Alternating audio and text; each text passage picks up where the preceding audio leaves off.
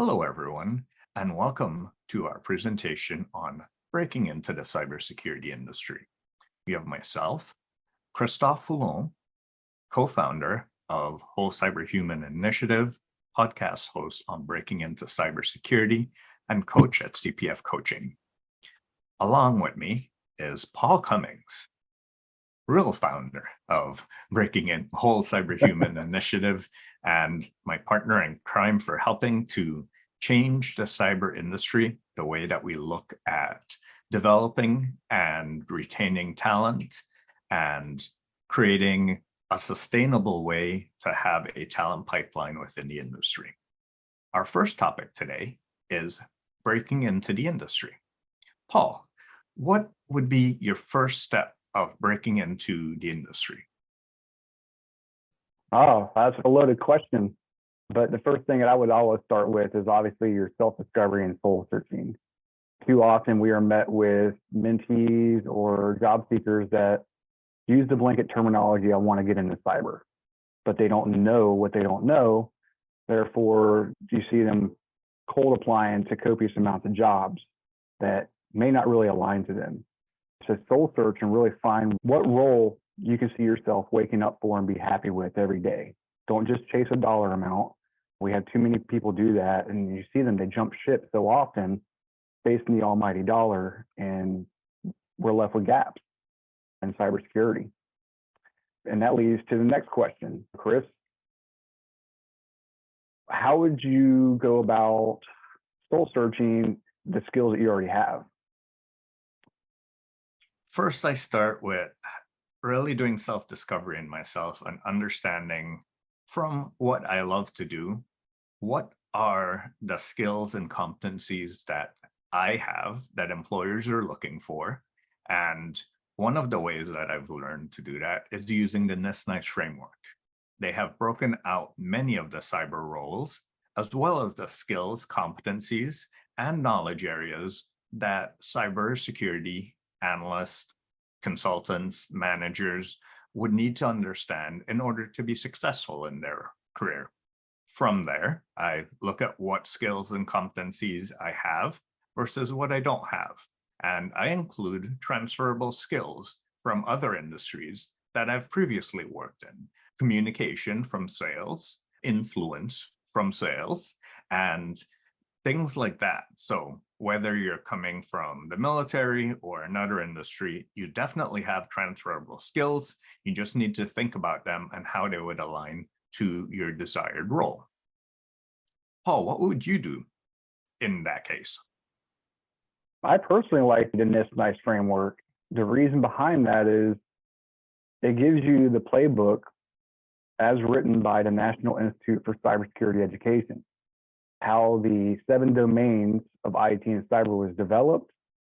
And like you said, it gives a clear roadmap of, if I look at a cyber defender, what are the absolute knowledge, skills, and abilities and tasks required for that associated role? And then looking at your personal gap analysis on your skill sets you currently have, when you really look at the meat and potatoes of the capability indicators on the NICE framework, you can see what is a true entry level point, what is a true intermediate, what is an advanced. Obviously, for me, I avoid trying to chase a certification for knowledge. One of the things about the NICE framework that is convoluted is it is certification based, but take that out of your mind and look at the knowledge and abilities that it's asking you or saying that you should have in this capability indicators and chase that instead. Because too often people memorize stuff to take a test without actually getting the hands-on to build their skills and their abilities. That's one route. The other is, like you said, with that internal self-discovery, also trying to find like an aptitude test.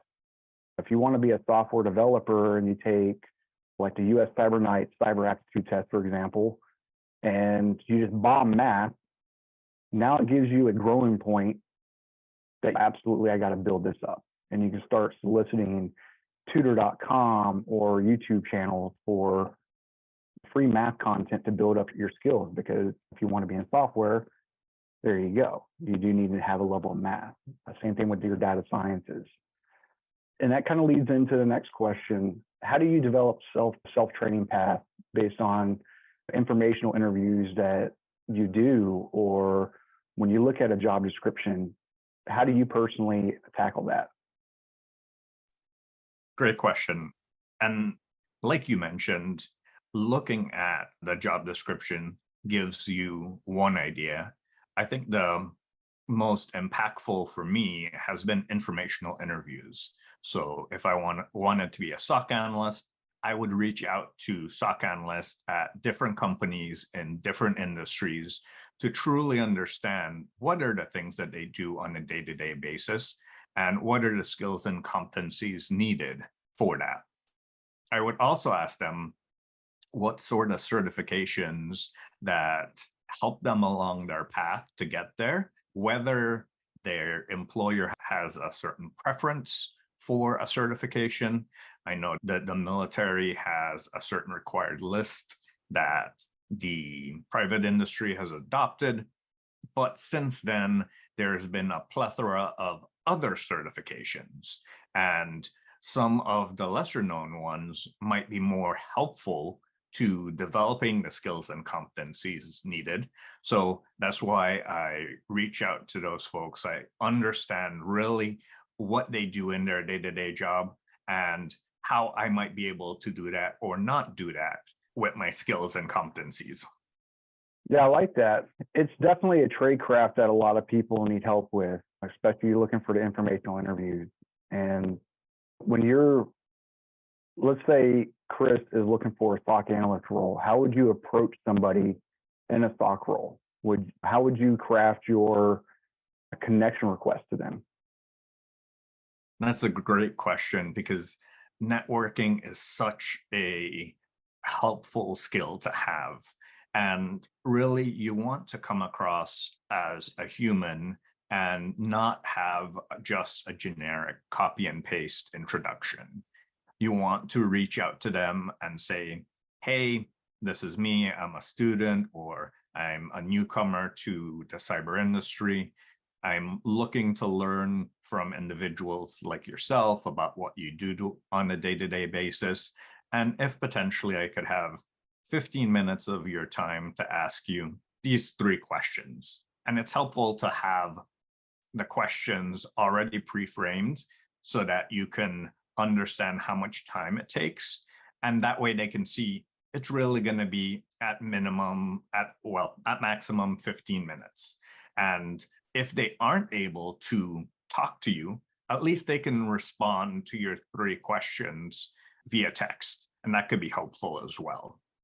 The next thing that I would recommend is joining groups. That could be Discord groups, that could be LinkedIn groups, Facebook groups, wherever you've seen people in that industry join and congregate, that's where you want to be. If it's a local cybersecurity meetup, go there. If it's a conference and you can get access to it, go there. If it's something that you can apply for membership to because you're a student or your military experience and they have individuals from your school or the branch of military that you served in that are willing to mentor and coach individuals, which there are a lot of those types of groups out there, join there. So it's not a one-prong approach. It's looking at different ways, getting access to different types of individuals, and really understanding the industry at whole versus one specific employer in one specific city. I like that. And that kind of lines up with the branding that we're going to talk about in a little bit as well. But speaking on branding, your resume is your personal brand. How would you advise somebody when they're looking at a job description, for example, how would you advise them on how to tailor that resume to that? Would you suggest using one resume to rule them all? Or is there a specific format that you like? That's a great question. Today, the trend is LinkedIn is the first place that many employers, many recruiters, many hiring managers look at your profile, look at your brand, and that's where they usually get their first impression of you. So for LinkedIn, it allows you to be very detailed and put a lot of information. But you don't want to put just random information. You want to put the best stories or successes that you've had in your previous or current roles that align with things that you would do in your future roles. So if that means digging through and doing an analysis of certain frameworks, privacy frameworks, in order to give a recommendation, or even safety frameworks, if you had to do that, all frameworks are very similar. So you can use that experience to show what the situation was, what the complication was, and then what you did to get the results that happened. And that's critical. They want to see what you did and how you approached that problem and get the results. So sharing that in 2 or 3 sentences is very helpful. And then from there, in your about section, you can really appeal to the hiring manager, telling them what you're about, what you're looking to do, what you're passionate about, and really be vulnerable, get personal. A lot of the times, once you can build those commonalities with hiring managers, then they see you as a person versus a number on a resume. So if they went to the same school as you, served in the same branch of military as you, if they see these commonalities from your about section, it really gives you a secret leg up over other candidates. So highly recommend tailoring that to not where you've been, but where you want to go. So it's a future focus section. Then when it comes to your resume, you want to be more specific. Now you want to use the information that you gained from informational interviews, from the job description that you're specifically applying for, and tweak in those skills and competencies that you've had, those success stories that align to that, to show a hiring manager how you would be successful in that role.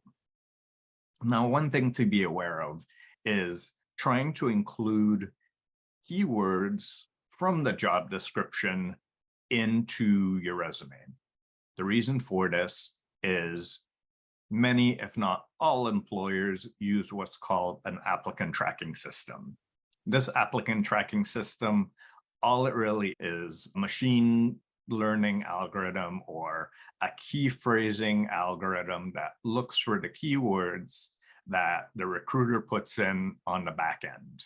Based on that, they stack rank the candidates, and usually the ones with the most keywords end up on top, and the ones with the least amount of keywords end up on the bottom. So if your resume wasn't tweaked to that job description, to that company, you might never get to the top, which is why we, Paul and I, usually recommend networking.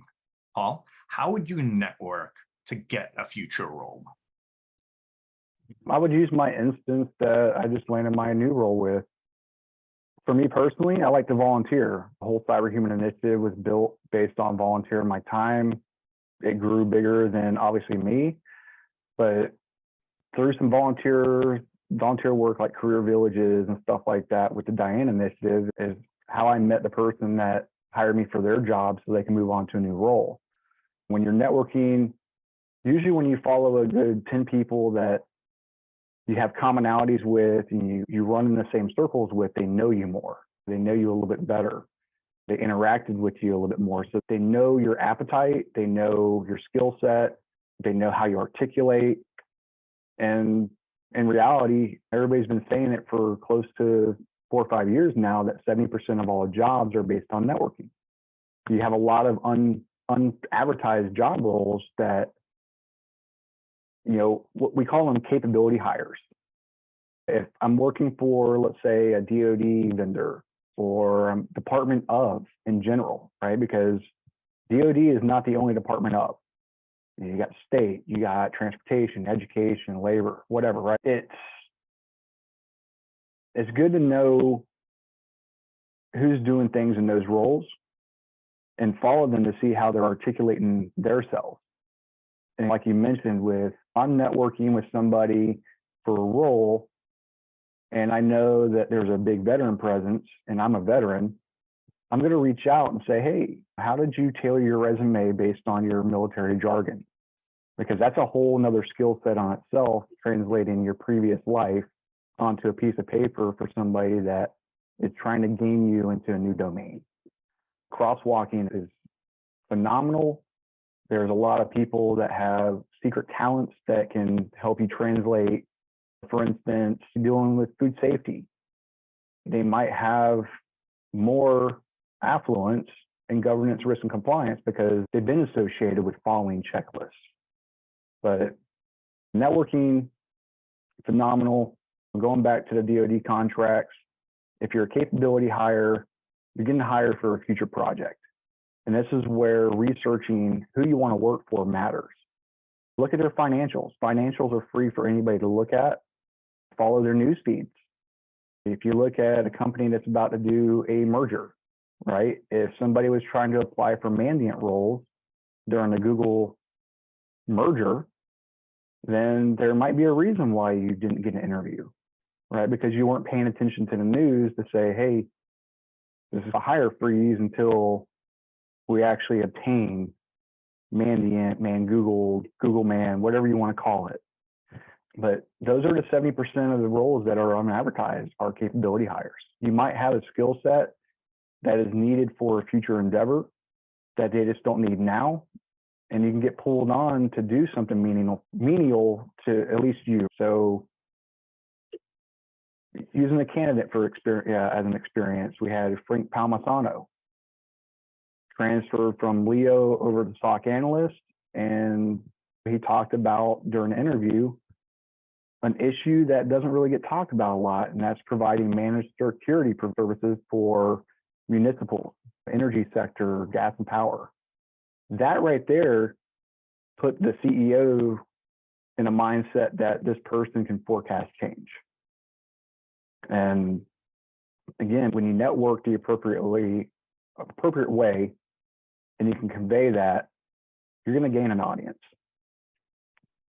And I would ask you the same thing, because you and I both have sat on different sides of the spectrum as far as skills and gaps analysis. What would you say as far as like staying in the same industry? If I was in hospitality, and then obviously I stepped on you with what you're about to say. That's a great point. I think you mentioned reading the financials for the company. That goes into understanding the industry. So if you're in the hospitality industry, you understand the problems that a company faces on a day-to-day basis that are outside of the realm, usually of your technical skills. This is where your soft skills come into play. So if you've worked for, say, a hotel, and you understand specifically how the back-end hotel systems work, which from my understanding are still old mainframes that run a software called Artemis that connects travel agencies, airlines, everything in this back-end system, and you understand that, not many other candidates might. So being able to talk to the specific problems of that industry, as well as understanding where those changes are going. So as the pandemic hit, many hotels started advertising their conference rooms as a service. And you being able to see those changes can help them adapt to those changes. The other thing that I would say is don't just look at the specific industry, look at the feeder industries. So what feeds into hospitality? You have all the supply chain vendors that are in that. And if you can take your experience working for a hotel and then go to a vendor of all the major hotel chains, you can take that experience of how things work from the hotel side now to the vendor side. And you can share that experience and help solve those problems in that way. So for those that are looking to get into cybersecurity or even technology, yeah, don't be scared to stay in that same industry. The other thing that I was going to say that you mentioned when it came to self-branding and networking with individuals within the same industry is you can interact with their posts on LinkedIn. You can post on LinkedIn and see when they interact with you.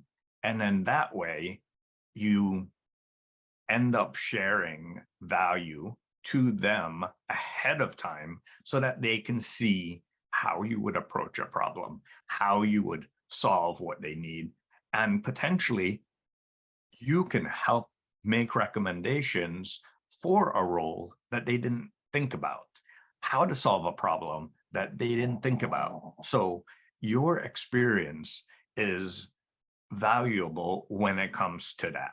And that's your past experience because we're all comprised of our current state and all of our past experiences. Just because it's in a different industry, that doesn't mean it is not valuable. So let's wrap up this section. We've talked about how to break into the industry through self-discovery, gap assessments, working to network with individuals within the field. From that, develop a personalized training path, personalized resume to specific job descriptions, networking specifically with individuals that are hiring for those types of roles or connected to the hiring of those types of roles. And last, don't be scared to stay in your same industry because you have a lot of problem solving skills that can help grow and improve your own industry. Now, Paul, let's flip over to the other side. What would you do to start to create a talent pipeline and work on retaining stakeholders as a hiring manager? Well, as a hiring manager, the first thing I want to do is I want to conduct a skills gap analysis of my current talent pool. Too often, you see a lot of companies, a lot of organizations go for a new tool or to go for a new vendor solution, and they need somebody as a now solution. It's fine and dandy, but see a lot of job descriptions that are calling out copious amounts of experience for something that's only been out for 1 or 2 years.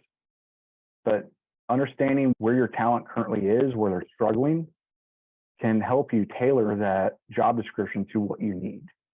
And then throwing in your own seasoning as far as, again, if you're working for an organization, you should know what your forecast is. You should know if there's contracts or grants or anything like that your company is bidding on, or any acquisitions or mergers that the company is going to be bidding on.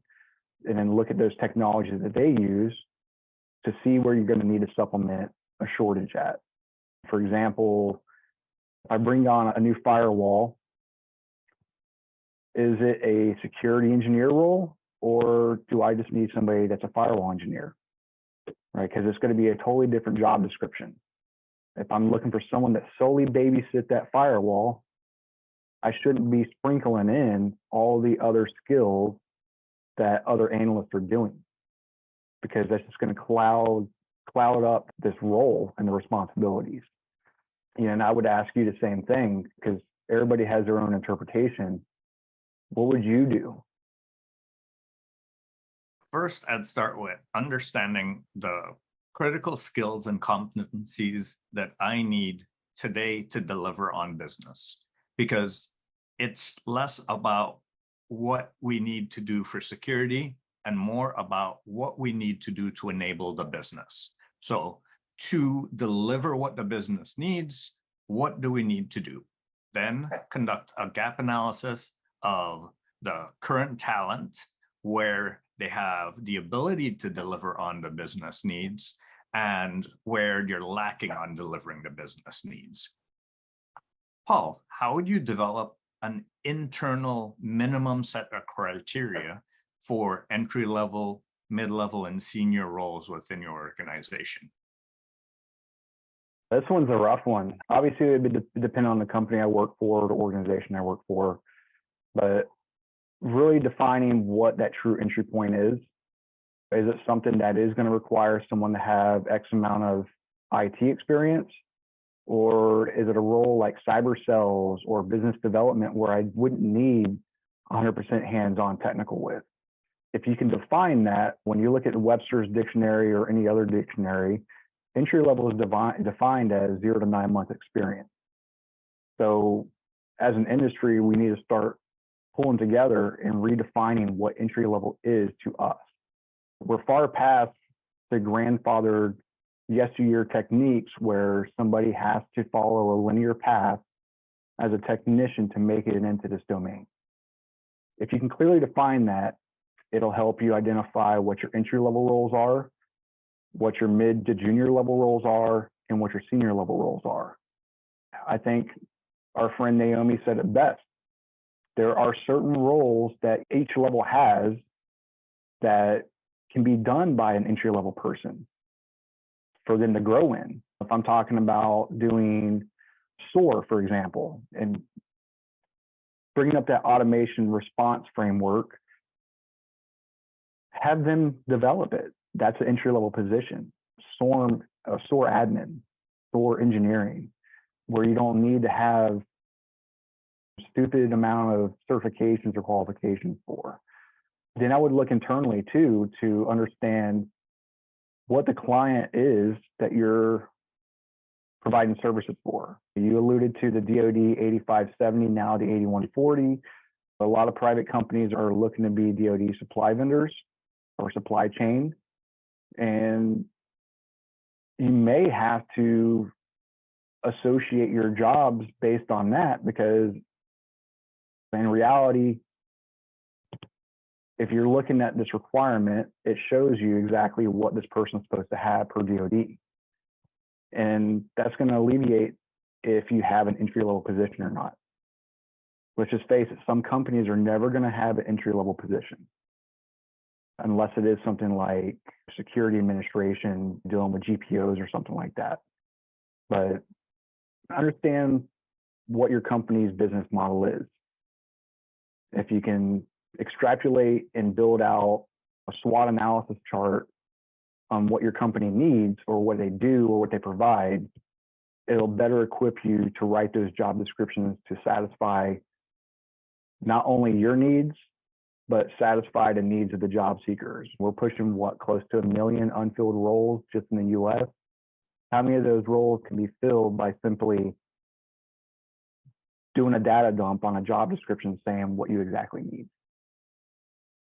Great points. I think from there, what I'd then do is work to develop, based on the leveling, educational and training requirements that each level needs. For example, an entry level or more junior role might only need a Security Plus for the DoD or for your company, where a mid-level might need something more senior. So you can use the DoD leveling to help guide that.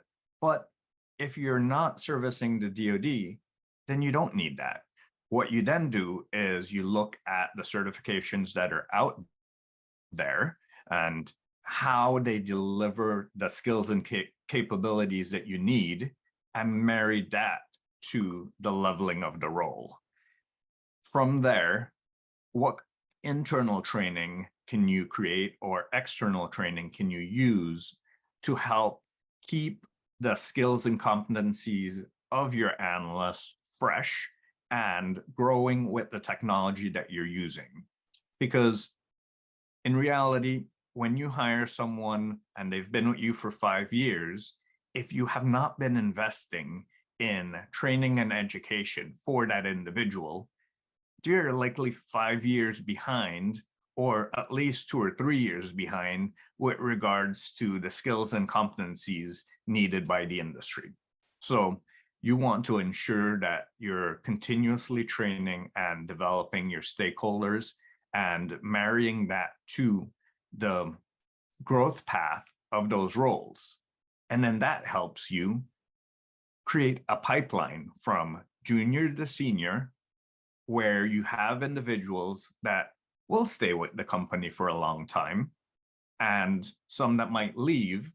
But the reality is, you don't need 10 senior people. You might just need one or two. You don't need 20 mid-tier people. You might just need 10. And you don't need 100 entry-level people.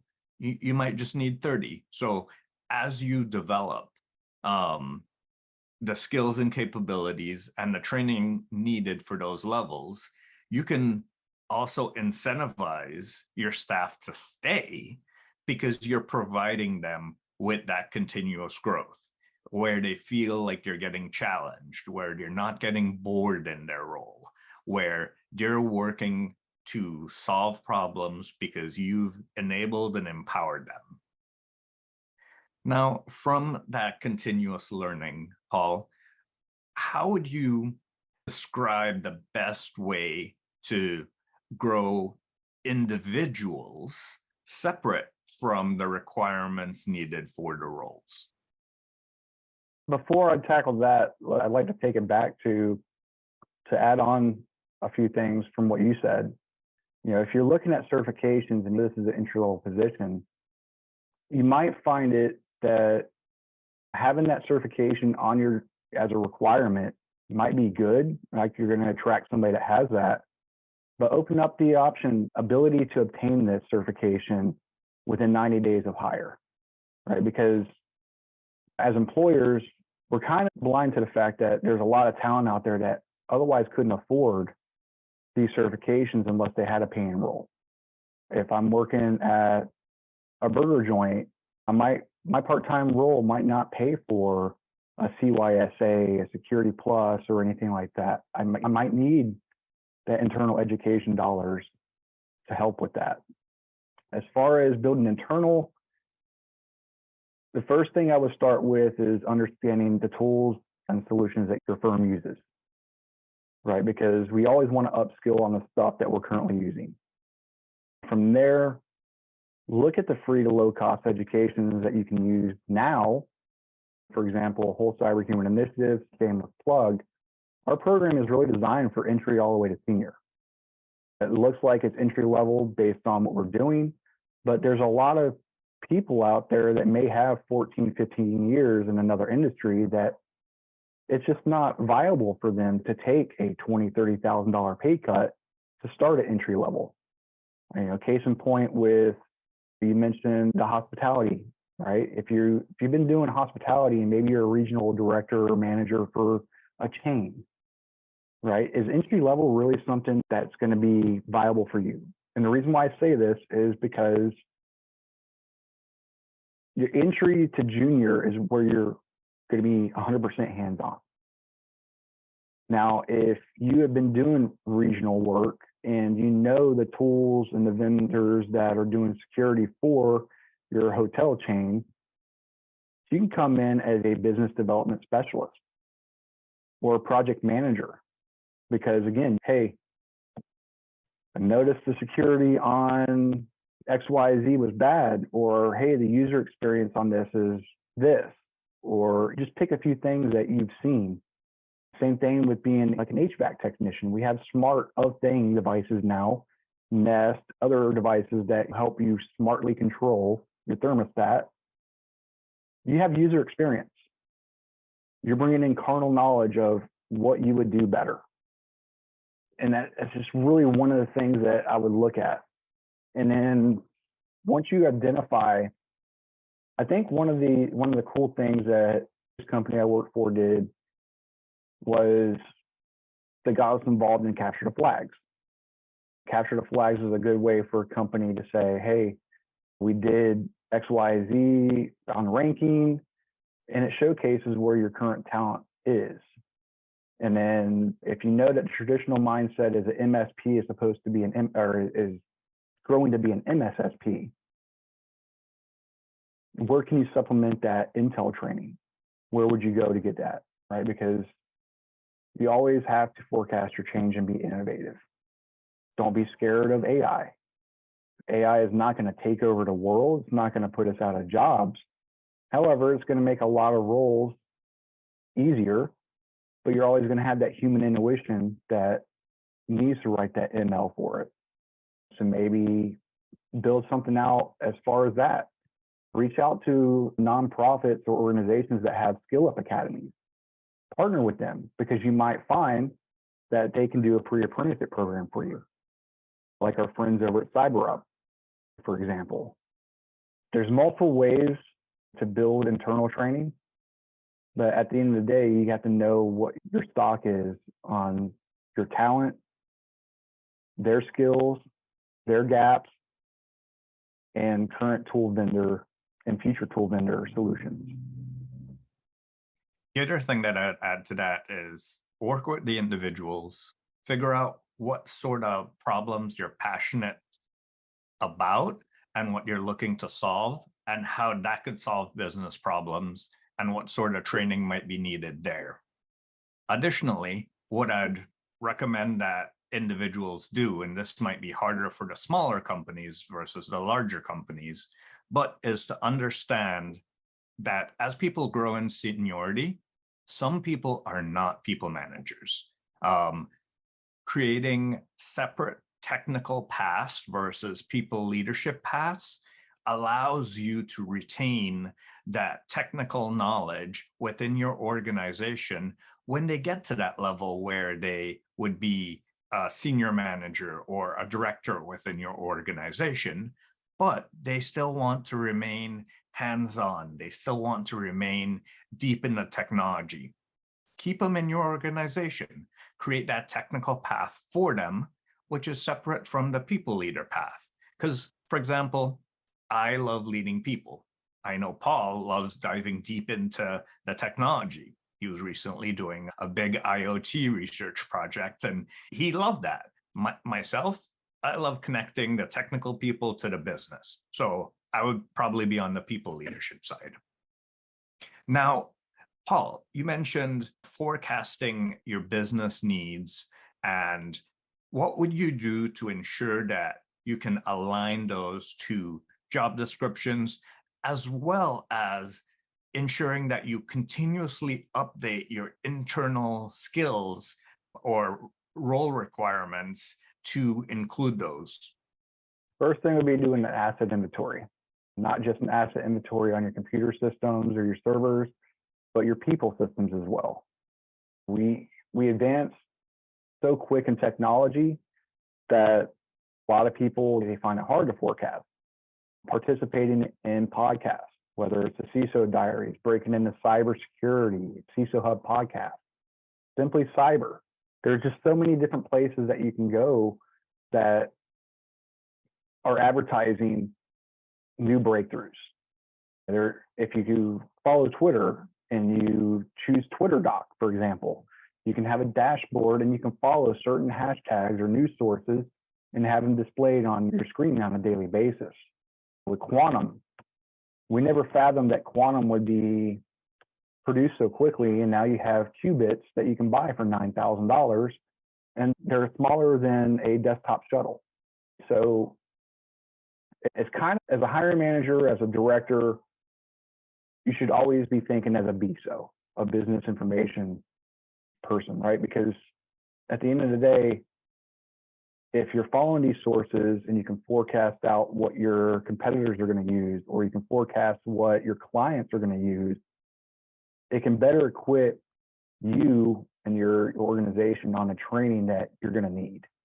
For example, if a company is about to adopt cloud, if you've only been doing on-premise services or security and you want to keep that business contract, start getting people spun up on cloud. Same thing with AI, understanding the shortfalls of AI. They're far and few, but again, they're far and few because if I was to tell Chris right now to look at something on ChatGPT and I look at the same thing, how we ask it is going to present totally different answers. And that's the mindset you have to go in with, right? Cybersecurity is a very diverse community. We thrive on diversity for that same reason. And it's very prevalent to use that for upskilling. Do a poll of your current talent and see what are some trainings that they would like to do. Going straight to the source is by far one of the greatest things, connecting the human to technology. You know that XYZ says that they wish they had more IAM experience, information assurance management or identity access management. And that's a domain that your company uses. Look at the free or inexpensive training that's available out there and offer incentives for them to do that. Give them a reason to stay around. When you start getting people employed in meaningful solutions, they're going to stay around longer. I love how you jump straight into the technology and keeping up with the technology stack, whereas I would look at it differently. I would look at what the business is doing and where the business wants to grow. Do they want to expand with a new capability? Are they struggling with a current capability that we hadn't been able to solve for? And now pull in the technology that would be used to help solve that capability. So it just kind of goes back to the path about the people leadership and the technical leadership. Your staff will also be thinking differently. Like you went straight down the tech stack, I went straight down the business stack, and that's why we need both those types of people. So as we wrap up, what advice would you give to hiring managers today to keep up with hiring in where we feel like it's such a tight talent pool, but there's really so much talent out there? Oh man, that's a really good one. So I don't have the academic article with me, but it called out about using yesteryear techniques, the grandfather techniques. We're stuck in our ways to where we have this notion that we know what talent is. You mentioned already how some of the civilian companies are adopting the DoD 8140, 8570 and calling that gospel. You have to, as a hiring manager, you have to break that mindset, right? Because, for instance, we have a 16-year-old that graduated our program. And I would 100% hire if he could get a public trust. But you're going to find that there's talent anywhere you look. You got to be able to decipher it. You can do that by joining Discord groups as a hiring manager or recruiter. Participate in workshops when they have something like the Diane Initiative has a career workshop every year. Get involved with that and see how other hiring managers are tackling this. Don't be afraid to ask for help, right? I'm not saying, yeah, it might look bad if you openly ask on LinkedIn, hey, I need help with XYZ. No, ask your network. One of the first things that we did as Whole Cyber was create an advisory board, right? Not saying, hey, use an individual hiring manager, go out and create your own advisory board, but you know who your trust network is. Don't be as scared to ask them for help because they might have the same issue, right? And this is how innovation happens. Innovation cannot happen without debate. If you're not debating this topic, you're going to fall short and you're not going to be able to attract the talent that you need. Look outside of normal means. Think of somebody, for instance, Department of Labor has a grant coming out about rehabilitating convicted persons.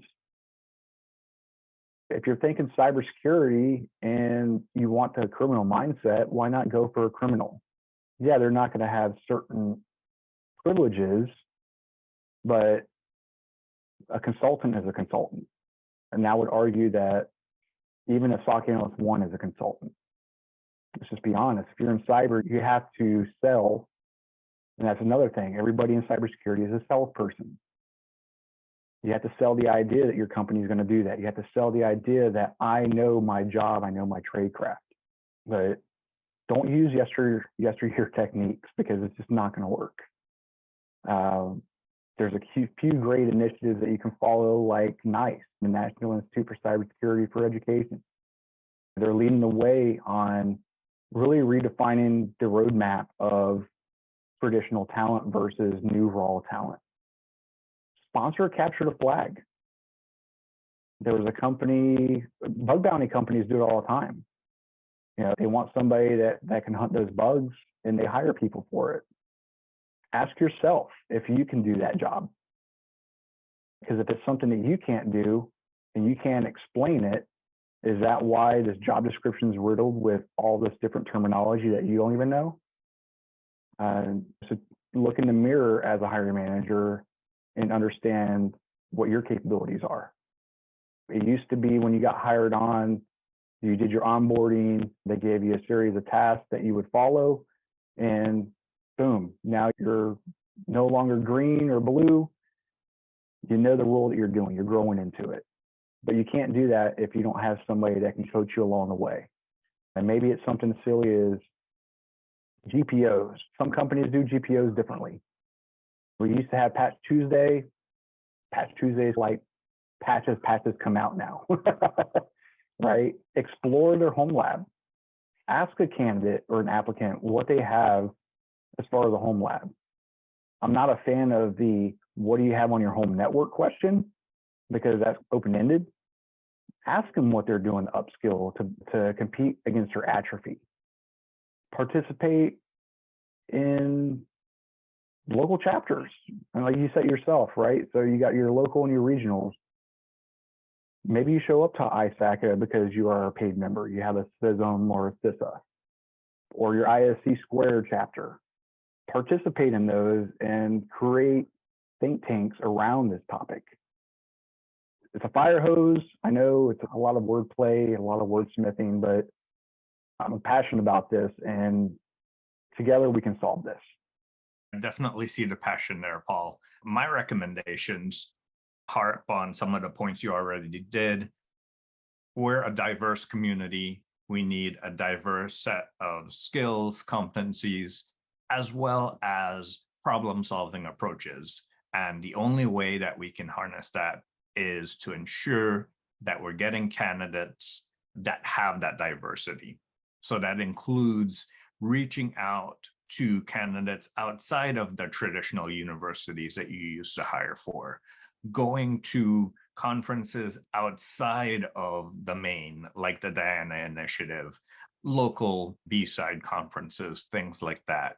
You want to look for those neurodivergent folks like myself. You want to look for individuals from different socioeconomic backgrounds. You want to look for people in different parts of the country. And the reason that diversity helps is that it builds a resiliency in your workforce that allows you to better react to the changing demands of our society. Bring on new generations into your workforce, but also harness the advice and experiences of those older generations, because what we need is all of the experience together. The newer generation will be able to predict where things are going, but the older generation will see, hey, this looks like a repeat of a trend from 30 years ago that your 30-year-olds would not have seen. So you're able to share how they tackled it from a fundamental perspective and allow you to tackle those problems just in a new, different way. So as we wrap up, ensure that you understand the critical skills needed for your current roles. Ensure that you develop skills and competencies levelings for continuous growth of both your individuals as well as the roles within those entry, mid, and senior roles, invest in your people, and lastly, forecast the business changes and how technology can help solve those problems ahead of time. And that's all for us today. I want to thank you for joining us. A last pitch: consider supporting the whole Cyberhuman initiative.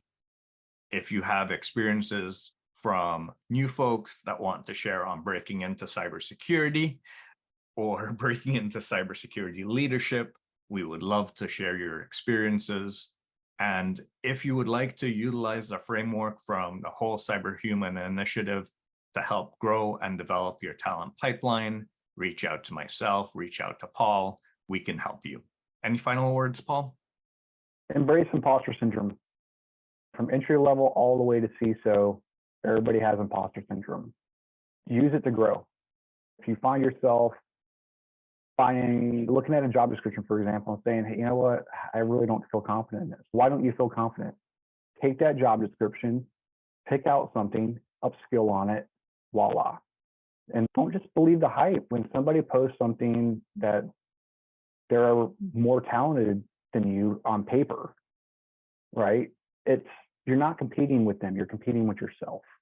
This is why it's called self-imposed imposter syndrome. And then, yeah, the olive branch is out there. Anybody that wants to utilize whole Cyberhuman initiative, we do have a cohort that we can create. We can definitely consult with academia, academic institutions, boot camps as well to set up primers. And let's create a true return on investment for these job seekers. And that's all I have. Thank you very much, and all have a great